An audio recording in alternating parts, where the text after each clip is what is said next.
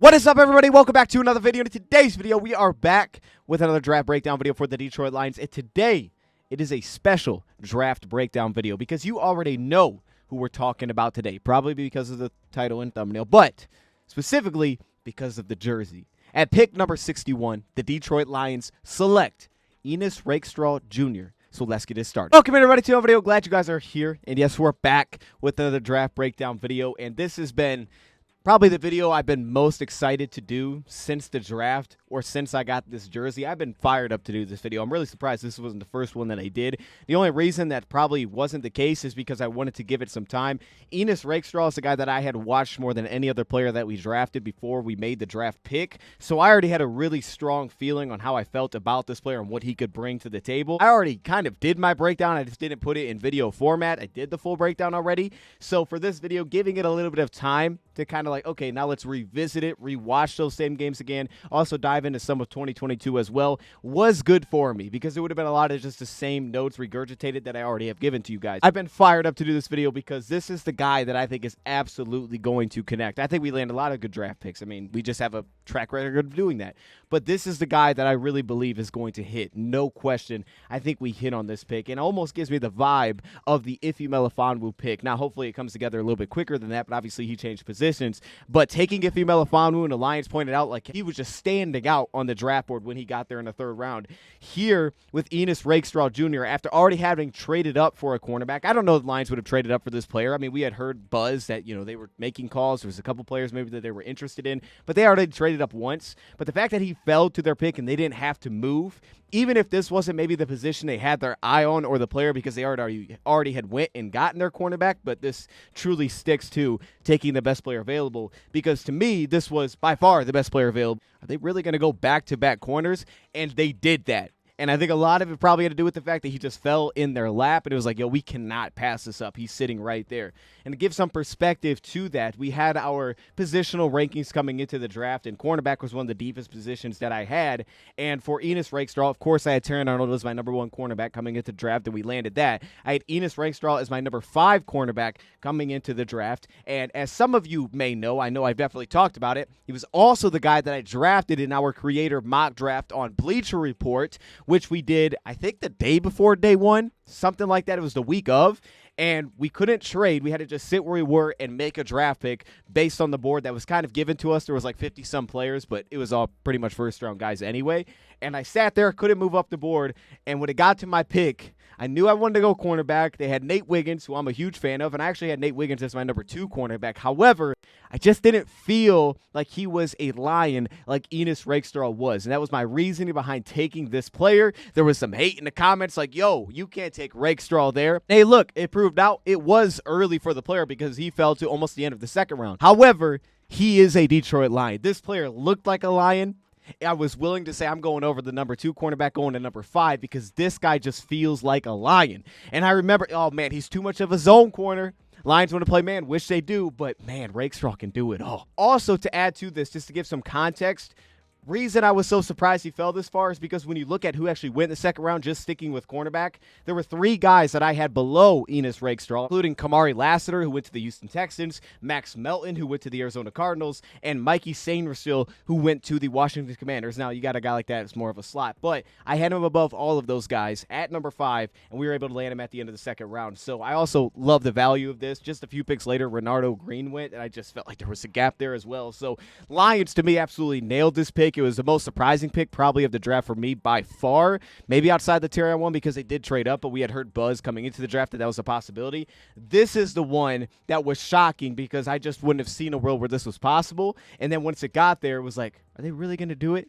Lions said, we're going to do it. And I'm on board with it. We'll have to figure out what the role is year 1, but hopefully it's not all about what is he going to be year 1 because we have a better quarterback room. It's going to be how does this work in the long run? Where is he at year 2? Where does that role start to come into play there? And I think maybe potentially you could draw some similarities to even Iffy in that spot where, hey, if Iffy takes off and he plays like he did last season, you absolutely nailed that draft pick. Now it's just about deciding whether or not to pay him, and it'll be hard not to if he does what he did last season for a full season. Who is Ennis Rakestraw Jr.? Well, this is a just over 5'11" corner, 183 pounds. That's now 22 years old. That came came out in the draft as a redshirt junior. He missed some time, specifically a torn ACL in 2021. That cut his season very short. And then even this past season in 2023, groin injuries had him miss some games, played in 9 games, started in 8 of those games. But just seeing the coach's reaction to Missouri landing this player out of high school, the 3-star recruit, kind of said it all. They had big schools coming into the mix late. He decided to choose Missouri, and the coach's reaction was one of the coolest videos that I've seen. So I'll show that clip.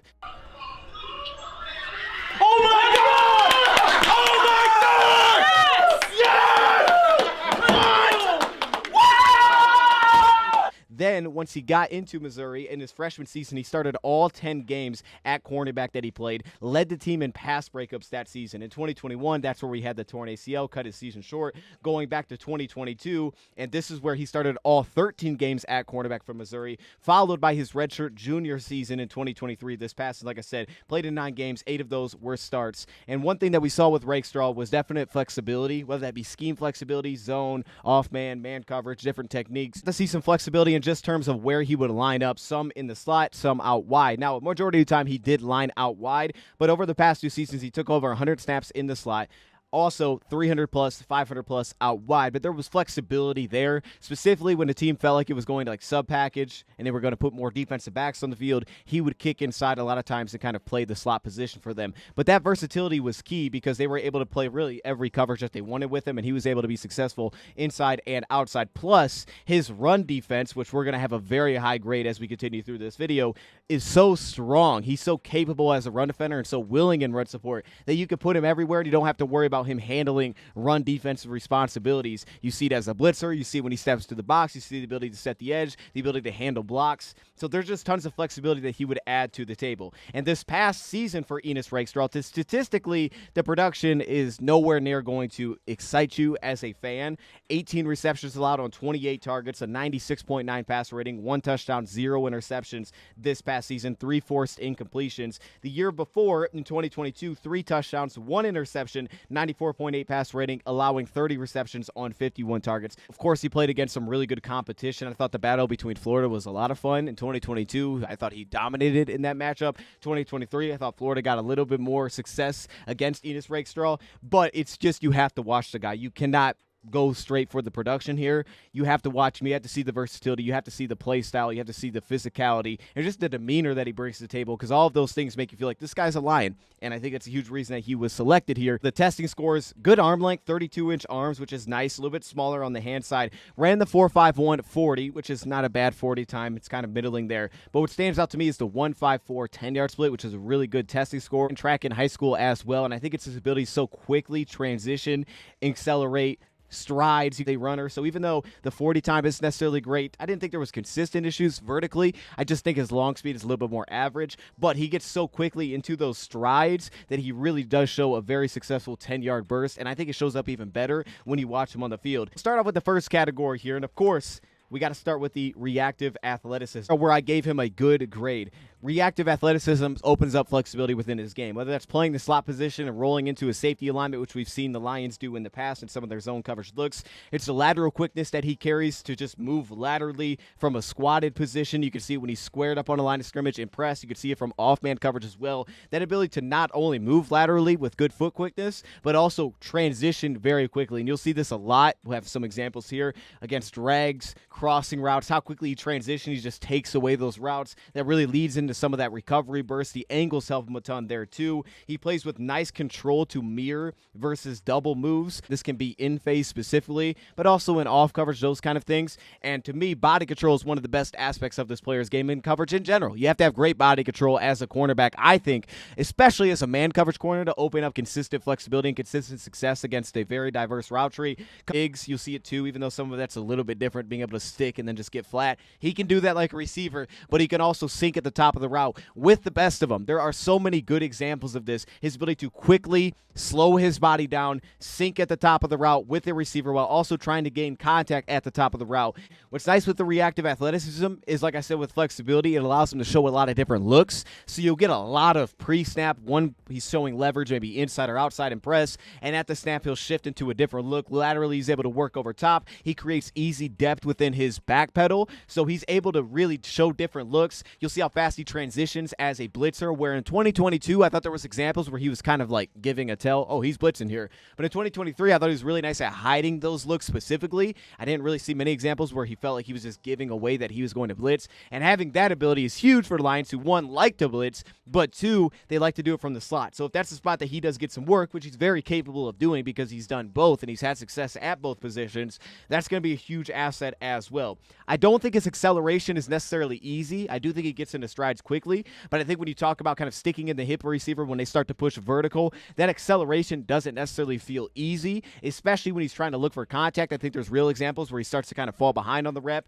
I'll show two different examples here, but as you're going to see, he's not as squatty in some of this reactive movement, and instead you'll see a little bit more of a forward lean. So when you see the transition to getting out of kind of those hitches or the little stabs the receiver will throw through the stem, there's that slight delay. He's also falling behind a little bit, trying to just mirror the movement directly, but there's that little forward lean, so when he has to drop and stop his weight, now getting back out of that, there's a slight delay that can cause him to fall behind. So in a rep like this, you see that with the little stab through the route. Now you also notice when the receiver looks back for the ball, he's an anticipation cornerback with that awareness where he's going to play off your body language. We'll see it as a press corner as well. Receiver looks back for the ball. He tries to get that contact at the top of the route in this case. In this case, that does not happen. Receiver continues to push, and now he's falling behind the route. And you're going to see this will be something that also pops up, not constantly finding the football at the catch point. Flip side is when he gets caught behind like the first clip, he does a really nice job of running through the play and not looking back for the ball when in a trail position. Can get caught upright versus vertical push. Sometimes as well, you see this in off-band coverage, for example, where at the top of the route, there's a little bit of a delay. This is something I'm going to talk about. There feels like there's a gather, and this is one of the things that I think needs to be cleaned up the most. Part of it, and I think there's multiple reasons, you'll see it at half turn where I don't think he necessarily plays with some of the forward lean to the receiver. Instead, he's leaning back over top, so it takes him too long to kind of beat the drum and plant and get back to the ball. Occasionally, I think there's some pacing issues as well.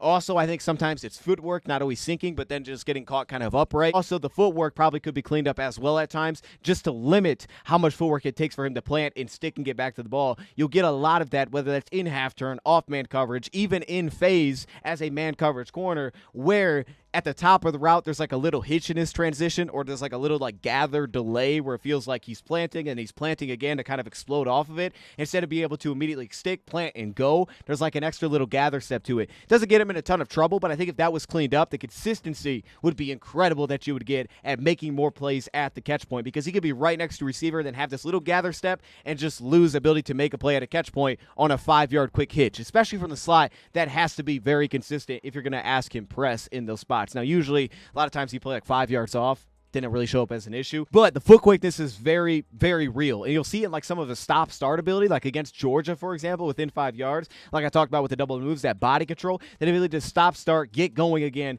It's a huge aspect. The one issue I have occasionally is I feel like he'll start to get wide, where his footwork doesn't always follow him, and he gets one foot kind of stretching out, where it's like, hey, a late step at the top of the route. You'll see occasions where like one foot will kind of drag out from underneath him at the top of the route, and then all of a sudden it takes him a second to kind of gather himself and get back to the football. That being said, though, when he's balanced and he keeps his base width underneath him and he's just kind of moving, he has the foot quickness to really stop and start, deal with some of those level 1 routes, deal with some complexities underneath, and it shows up against double moves as well. Let's move on to the play speed aspect, because this was an area where I was expecting to give a lower grade from what I had remembered and what I had went through the first time, but I actually gave him a little bit of a higher grade here than I anticipated. I thought some things were maybe worse than they actually were. I ended up giving a good grade in terms of play speed, and part of me was like, maybe I should make this higher. I do think it matters what position you put him in, because he's not just the fastest cornerback, and like I talked about with some of that makeup stuff, but it is about playing fast. That's what matters, and he plays very fast. And again, if you dial in that transition, which can be hit and miss, if you have that dialed in, I think this takes off, and it opens up so much flexibility in what you can ask of him. That's why I think sometimes there's inconsistencies in zone, but specifically in off-man coverage. That being said, though, his play speed to me is still good. He covers really good ground. You'll see it in half-turn coverage. He can cover really good depth in his pedal from a press alignment. And then there's also the aspect to me, which is the biggest thing, and shows up for ball skills as well, are the angles that he takes to the football. He takes very proactive angles from the top down, very good angles to the ball, very quickly gets into that sprint, as I touched on, very flexible within the hips to kind of open, turn, and run very quickly, laterally when he wants to kind of roll over routes on quick drags, things like that. And then it's the recovery angles that he takes where he doesn't have a lot of fluff to it, right? He's going to undercut your route. He's not going to kind of try to trace it all the way through. He can read the route development, and he's going to get himself the quickest point, right? The shortest point to getting back into this play with the receiver. And that to me is huge, is the angles that he takes to the football. It makes him play so much faster. You'll see it a lot of times on crossers. They're easy to recognize, but he really does this at all levels of the field. As far as long speed, he did a pretty nice job of hiding any major flaws here. Outside of like deep drag routes or crossers that as he continued on could create some space, it was his angles, the quickness that he plays with. I'm more so at an issue with the transition burst, where his first step out of a transition opening his hips, it wasn't great. He could lose some ground there because the acceleration is good. He maintains speed because of some of that looseness where you'll see him in half turn as he has to flip himself back around to the ball at the opposite side to get in his blind spot. He wants to flip around. He's able to maintain speed through that transition of flipping his head around over to the ball, and that's just some of the looseness that he shows. Now, one thing that will pop up is footwork can get him into trouble. And here in the press situation, you're going to see that he's going to play outside leverage, but use the inside hand, inside foot for that stab. But notice how the inside hand and inside foot aren't on a string. So when he puts his foot down, then his hand shoots. That causes him, without clean connection, to then start to get off of balance. That's why his right foot opens up. Now he has to flip himself, and then he's unable to get flat immediately, and a little bit of space is created as he tries to open back up, reset his hands back for contact, and now as he gets into that burst, separation is created. Then some of those half-turn looks, and he's just kind of playing outside leverage, but he's not trying to stay on top of the receiver necessarily, so maybe it's like a press bail sort of look, but if he's trying to stick outside of a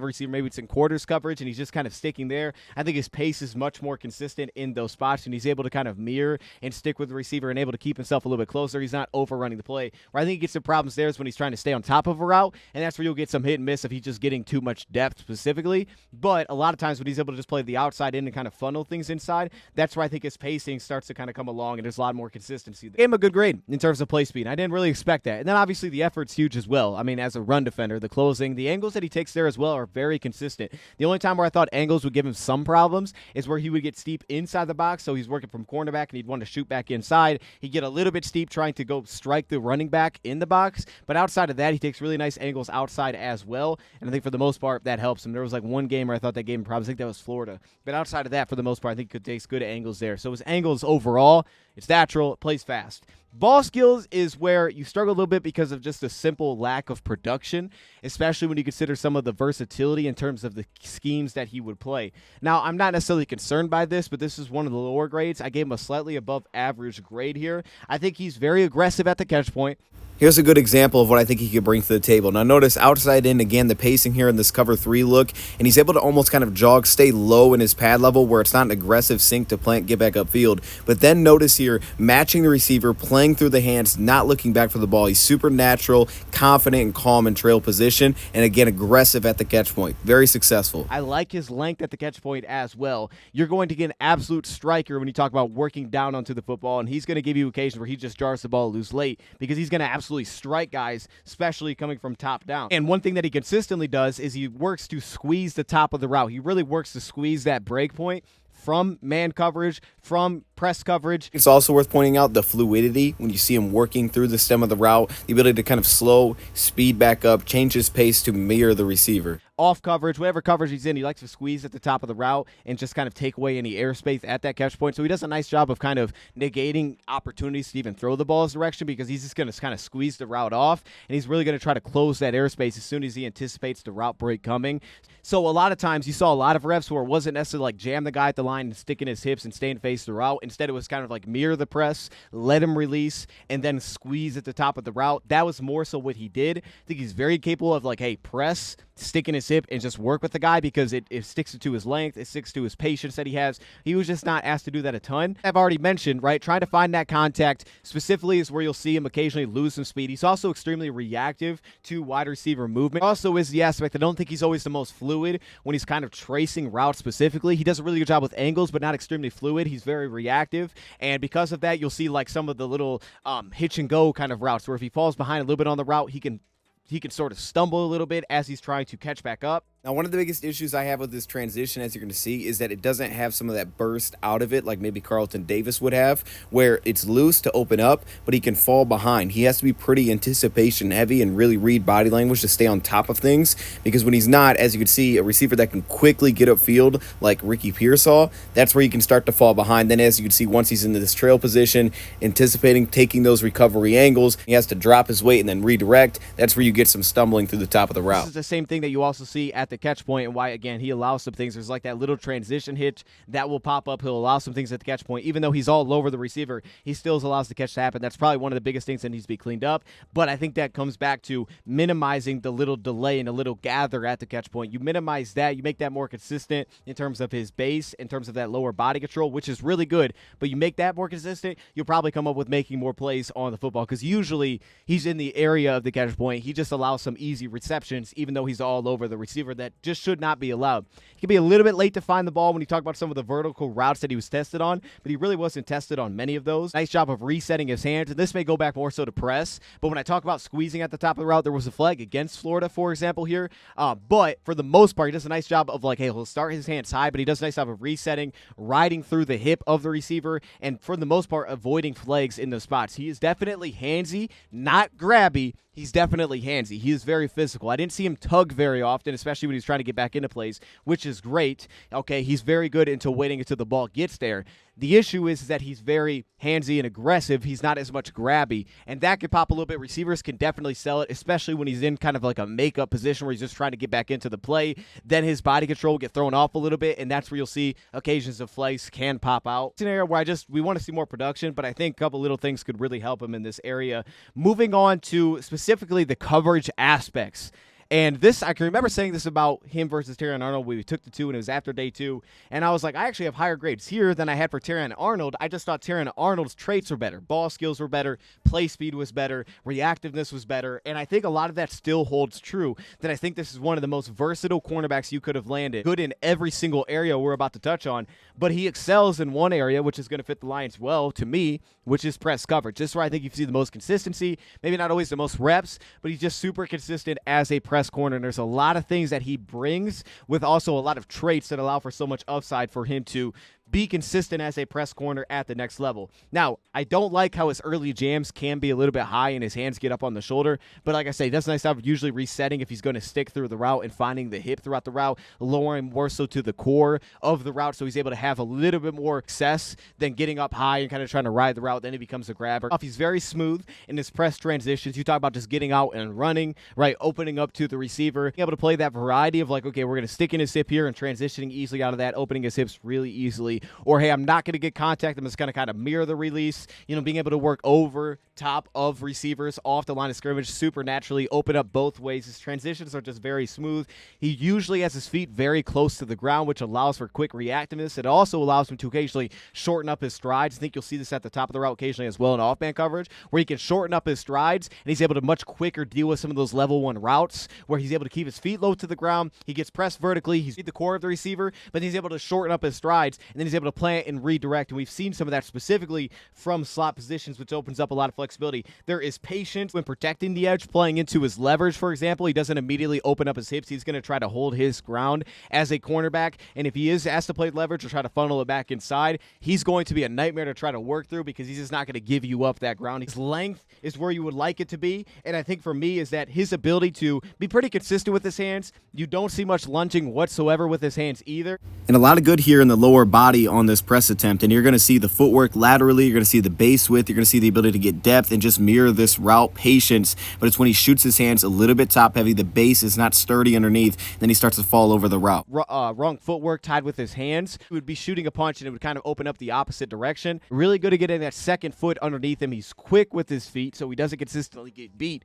off the line of scrimmage either. And there's real patience to find that connection within his jams as well. It doesn't need to be immediate. He'll take those opportunities if they arise, but it doesn't need to be. He can allow the rep to kind of work itself out and then find connection as he starts to push out of his release. He'll constantly reset his hands as well. And I think this is one of the things that he does best. It's reading the body language of a receiver. And here on the press, he's going to read where the receiver is going and get on top of this route. Just anticipate, get on top of it. I think it's why you see success pacing outside in on routes, the top of the route, body control. It's because of this ability to anticipate, but also read the body language and just get on top of where the route is going. Biggest issue that I do have with his jam attempts at the line of scrimmage is that he can play tall. He doesn't always constantly sit down, and that's where you'll find more lean because he's just kind of playing upright in his stance. We saw that against Kansas State, for example, and that kind of turns into a lunge naturally because he's playing so tall and he's not sitting at that squatted position the whole time. He's actually very disciplined with this in zone coverage, like to stay squatted underneath, but that can break loose occasionally in press coverage. We'll see that he's very accurate, though, with his hands. He varies that timing. He lets the wide receiver kind of open up and expose himself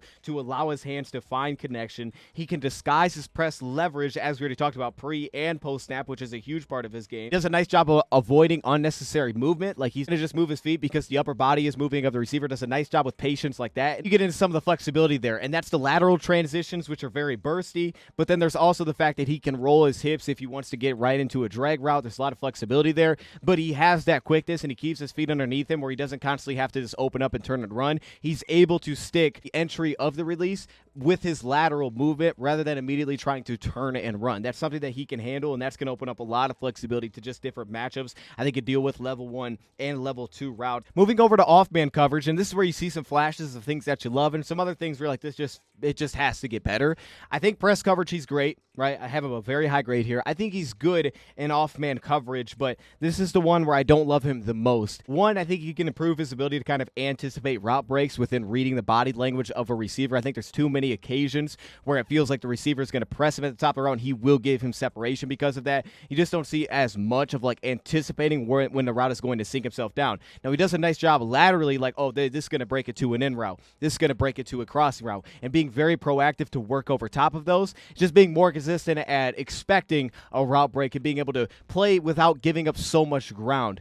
Tennessee, I thought, was one of the best examples of this. A lot of off-man coverage because of their weird spread offense, but you would see just way too much ground given up. It wasn't always off-man coverage, but just too much ground consistently given up, and then because it's a little gather at the top of the route, it would just give up too much space, and he was allowing receptions in those spots. And you can see here in this half-turn coverage, to deal with the vertical push, he's strictly going to open up his hips here and start to push over top. Then you notice the lack of leverage back to the receiver, so that's going to slow down that transition. And as he tries to do that, it's not a direct sink to sit himself down and plant and drive back to the football. Instead, he almost leans into the gather, leaning into the push vertically to then slant himself back down to the football. There's no like T-step, for example, that he could plant and stick off of. Instead, he's just falling back onto his footwork to then push back up. But what you do like is that he plays with active eyes, huge, because he is a very aware player in the sense that he sees the big picture as a cornerback. He sees through the number 2 receiver as a wide cornerback. As a slot cornerback, he overlaps coverage. He overlaps coverage as a wide cornerback, too, in zone coverage. He plays with a lot of awareness in the sense of he sees a very big picture as a cornerback. However, it's also that transitions, throughout transitions, where he's working from pedal and then he wants to weave and kind of swivel, or if he's working a pedal and he wants to open up into a half-turn look, that's where you'll see the vision is going to constantly kind of bounce between receiver first and let me see the quarterback. Did he throw it? Yeah, okay, bounce back to the receiver. And he does a nice job of feeling the whole picture. You'll see it on RPOs, some of the quick jumps that he get there. It's a consistent communication where even if he's not the guy diving because it's not his role, he'll still point it out and he kind of gets a sense for where it's coming. Also very patient from the spot. You don't see a ton of like, hey, he's diving on an underneath route cell and all of a sudden here opens up the double move. Like, you don't see a lot of that. You'll see patience from off-band coverage. Very leverage aware from off-band coverage. This is huge from the spot specifically. We got to see this against Vanderbilt where he's very aware where his help is, how much time he's going to need to get, and also being aware of like, hey, the receiver has now created leverage here. I got to slide back over top because I'm not going to be able to get to this route. Now, while in off-man coverage, there are plenty of examples like this where I feel like you want to see that process speed up because these kind of routes could get him beat in the NFL, not diving. That being said, though, you still like the patience. You really have to sell the route to get him to bite. But then also, pacing, as you can see here from off-man coverage, is much better. Playing the sticks on this play, and instead of like a cover 3 where he's just kind of bailing out over top, here you can see the pacing is much stronger. He sits down his pad level, and it helps him transition much better, minimizing that footwork. Reads body language on speed outs, for example, and you'll see him get some nice breaks in those spots. Again, inside, outside breaks, you'll see some really nice reading of the body language there and then time that together with his eye balance. Does have, and what you do like with the plant drive abilities, he does have a really nice burst, and you'll see that within kind of that 10-yard split. That plant and drive burst is very good. It's definitely a strong suit in this game, that transition. He's also extremely reactive as well, so even though there's patience there, he's very reactive to like, okay, okay, I gotta get going. I gotta get myself downhill. And then he's going to finish throughout those reps. I also need to give him credit for matchup awareness, knowing who he is matched up against and reacting differently. If it's a tight end, you'll see his pace slow down here against Brian Thomas with his speed, how quickly he is to react to receiver movement and immediately take off for the drag to take the angle to get back into the play. So you see real matchup awareness versus who he is matched up against. Plus, for whatever reason, he is awesome at anticipating crossing routes, mesh routes. He's going to get on top of those immediately.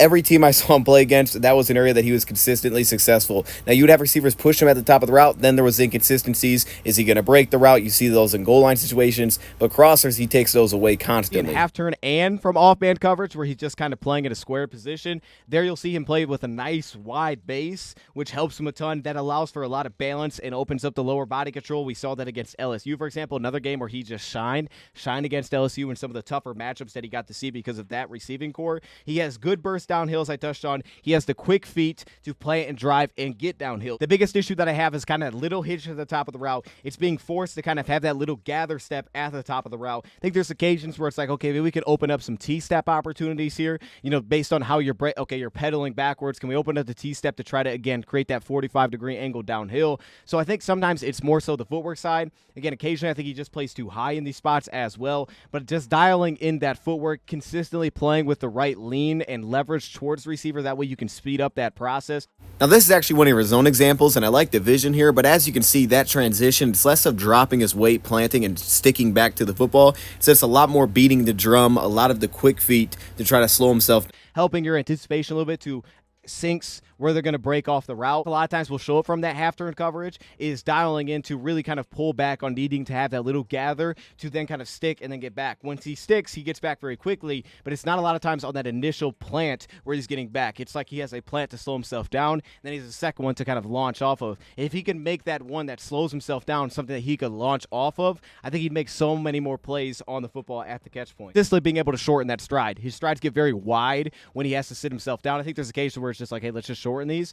But again, at the top of the route where he'll get really wide and then it takes that second step and he'll kind of have to lean into it to plant and drive. I don't know that he has just the best natural sink ability within kind of that knee bend to just be squatty consistently without really being focused on it like in zone coverage. But to immediately go from I'm playing upright now, I'm going to sink, plant, and stick and go back to the football. Don't know if that's necessarily his best aspect, and I think that just leads to some limitations there. So if we can like improve that if he can dial in that footwork, I think he'll get more consistent results. Now as a zone cornerback, this is an area where I remember loving the guy here. He played a lot of zone with Missouri, and I know that there was knocks on him because it was like, well, he played a lot of zone. He can't fit us.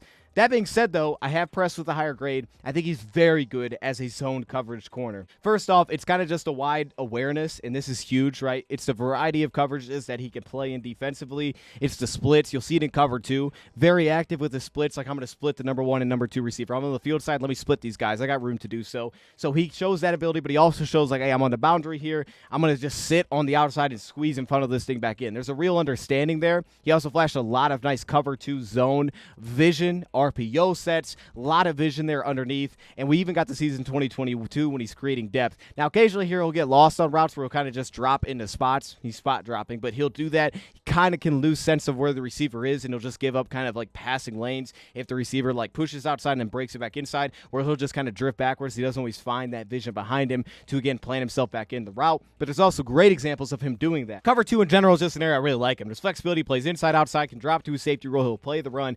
He's built to play cover two successfully, and he has nice length for it.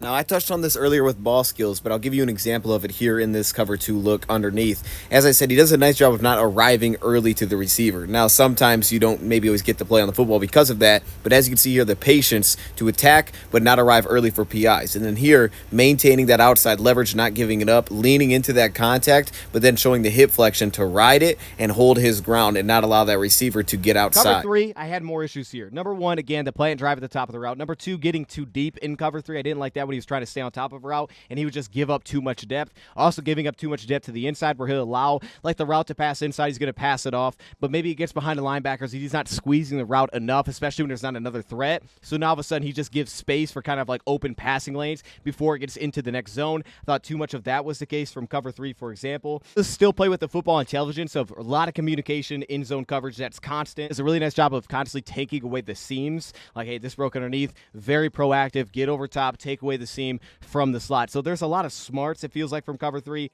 We know timing is everything, like in the NFL, for example, and here on this little slant flat, you can see the delay from the slant, unable to make maybe an undercall here, pass it off to the backers underneath, so all of a sudden he has to deal with the slant underneath, and that's where you create that space. You will see, though, like when he covers up seams, you love the ability to transition, to go from playing half turn and then cut on post, or these dig routes, getting flat, and that immediate burst and acceleration. Or here, you can see that constant communication where it's, hey, my guy's going underneath, let me make the call to the underneath defenders, and then, of course, to end this play after the interception, he's going to point at the quarterback all the way to the end zone. He does these kind of things. He's a very emotional player. We'll talk about that more as we continue. His cover 4 looks, and that's where I think his pace really improves as a coverage corner. Again, the top of the route could be a little bit shaky depending on what he's doing, if he's just sitting, planning, and diving on the football, but he does play with much better pace from those spots, and that is one thing that I do like. Separate from what he does in cover 3, I think the pacing is just a lot better here. Cover 3, what he does, he has the hips to open himself up, handle the blind spot, flip himself over, deal with the blind spot, and he has that burst to cover that up as well. There's just occasions where he'll have a little bit of a hesitation to play it and drive and get back to the football, just give himself a little bit too much space, and he'll give us some easy receptions in cover 3. And again, we got to see a lot of that, I thought, against Tennessee, for example. So overall coverage, just a place that I like him. Overlapping zone coverage, flowing over to different zones, understanding how far the quarterback actually has to throw the football, and just being active and seeing the entire picture is the biggest thing, with a lot of variety that you also get to see in zone coverage as well. Now, of course, the downside with this zone coverage is that he can also be a little bit over-aggressive with some of the creative freedom here. That being said, though, I usually don't have many issues with where he gets over-aggressive, usually reading through a quarterback drop, and I think it also suits really well for the slot position, his willingness to really pass things off to the second level, work himself downhill, read the quarterback's eyes, and just have that aggressive need to go hit somebody. I actually think it works well the closer to the ball that he is. To kind of put a wrap on this, moving over to where my lowest grade is right now, and that's the transition ability. Not because he doesn't have the traits or because he's not explosive or because the foot quickness isn't there, because those things are there. It's just about kind of the execution in terms of transition where I feel like you get some of the most inconsistent results.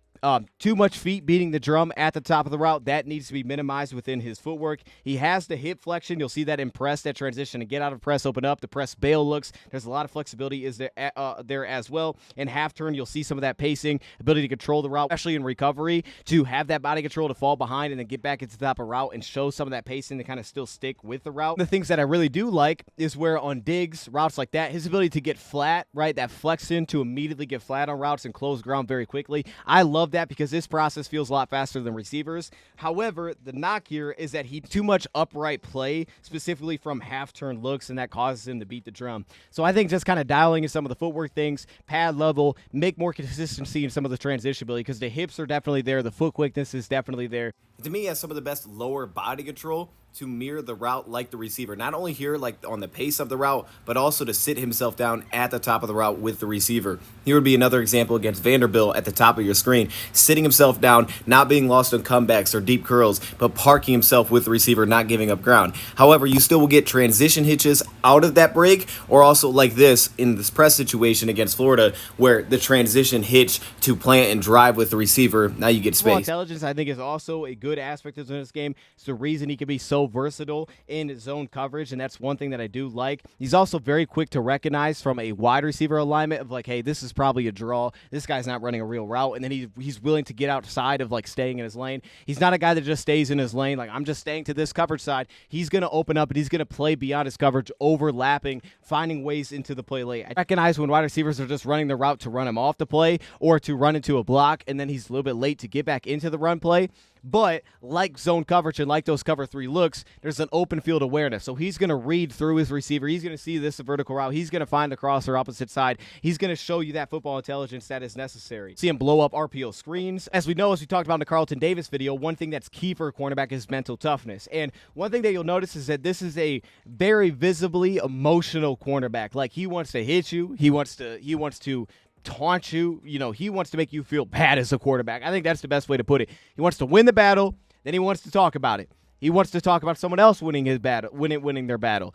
That's who he is. He's a very emotional. You'll see it in his run defense. That's who he is as a cornerback. The thing, though, that's huge here for me about mental toughness is I don't think it carries over from play to play when he loses. You can see he's visibly upset when they lose in the back end, or they have a breakdown, they give up a touchdown, or here comes a pick play, and oh, here's a touchdown here, or he got broken late, and then all of a sudden he thought the ball was going to be here, and it's not here. He gives up a touchdown, and he is feisty. He's competitive. He's emotional. He gets frustrated. You'll see that from play to play. You'll see the emotions pour out. positive to me here is that I don't feel like it carries from play to play. You don't get a bad play followed by a bad play because all of a sudden he was like feeling himself from the last play. Mental toughness kind of broke down. Or the flip side where he gets too high and then all of a sudden he's making really dumb decisions. I don't think you get that. You just see a very emotional guy that feels like he cuts it off, and next play he's going to be very emotional again. Like, it doesn't feel like it carries from one play to the next, which leads to problems. He's just a very highly emotional cornerback from play to play that brings a lot of energy to it, and he's going to let you know about it if his team makes a good play. And I actually really like that aspect. That's just who he is, and I think it fits well for a guy that can kick inside and be physical as run defender, because that leaves me with the final area that we're going to grade, which is run defense, and this is where I have my highest grade is the run support. I think he is pushing an elite grade here. I don't have him where I had Brian Branch coming out of the draft, and that's, if you remember, that's where I had my highest grade. He showed last year he was basically a guy that you could put in like a linebacker, and he was going to be awesome against the run. Put him in safety, he's going to be awesome against the run. Ennis Rakestraw brings a lot of that, just with a little bit less consistency. However, he brings a lot of that. He's a little bit less consistent dealing with blocks, evading blocks. However, he has a lot of the things that you like here. Number one, I think he got a lot stronger. I watched him in 2022, then watched him in 2023. It's like this guy is a lot stronger at the point of attack dealing with blocks. He could set the edge as a cover two corner. We knew that about him coming out of high school. It's the will to do it, but he also has the length to do it. He has the strength to do it now, and he's very tough and feisty in those spots, and he's very understanding of where he needs to be disciplined to force and funnel things back inside. The closing burst can lack a little bit, and this is where I think at times you'll see like, oh, that angle felt like it was steep, and that's because he doesn't always have the closing burst that he may feel like he has, and this can show up like in his blind side when he gets attacked, where he doesn't have that, and all of a sudden he's not able to make a play on the football. But he uses length very well. He is a finisher as a tackler. He is a striker that works from top down as a run defender. He is just an absolute finisher. He doesn't miss many tackles in the open field. He really doesn't miss many tackles in the box either, and he's very willing to stick his nose in. That's something that you just see constantly. If he doesn't need to, he's constantly going to find a way to just stick his nose and get into the play. As I said, he looks stronger. He has a sound wrap-up technique, which coming out of high school, he had knocks about tackling too high. Didn't see that really as an issue whatsoever in college. Consistently a guy that would get on your hip. I mean, you get some rare occasions where he would overplay it and he'd get a little bit steep. He'd overrun the play a little bit, and all of a sudden he'd let something bounce upfield. As clean of a shot as you would like to see, but that was normally in traffic, not when he was open field, and he had to be the guy that would make the tackle. Other little knock here is that behind the line of scrimmage, I thought occasionally just saw some hesitation, where closing on the play, he would just let the play kind of get upfield rather than really, it felt like completely selling out, and I think he would leave some opportunities in front of him, and I think you see some things like that from a linebacker, but he absolutely runs through his tackles as a hitter. He is a big-time, vicious run defender, and that's why I felt like when I took him, this is the lion, and I think that's the reason that you add a guy like this, and it feels like that with all of our cornerbacks. Terrion's a hitter. Amik Robertson is an absolute dog as a cornerback.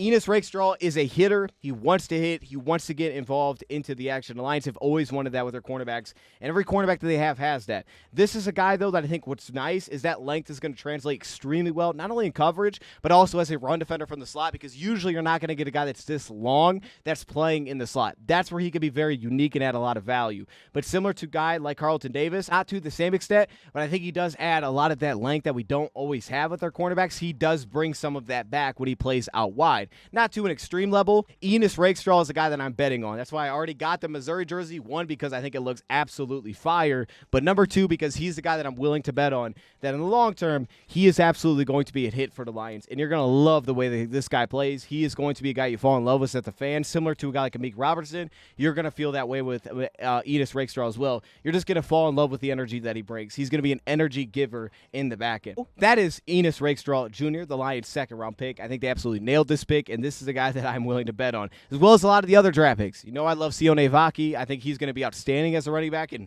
he's going to be an absolute hit there. But this is a guy that I was really bought on for day one before we drafted him, and then now that we've drafted him, I'm still bought in that this guy's going to be awesome. We just need to make sure that he stays healthy. The torn ACL, which, hey, I'm about to have some ACL surgery, so maybe not to the same extent, but I'm about to see how I recover from that. Maybe I can give you some first-hand experience on how that is. But returning from the 2022 season and then again in 2023, just a groin injury that popped up. Ennis Rakestraw is a Detroit Lion, and I'm very excited that he is. Let me know your thoughts in the comments below. Thank you for watching, and I'm out.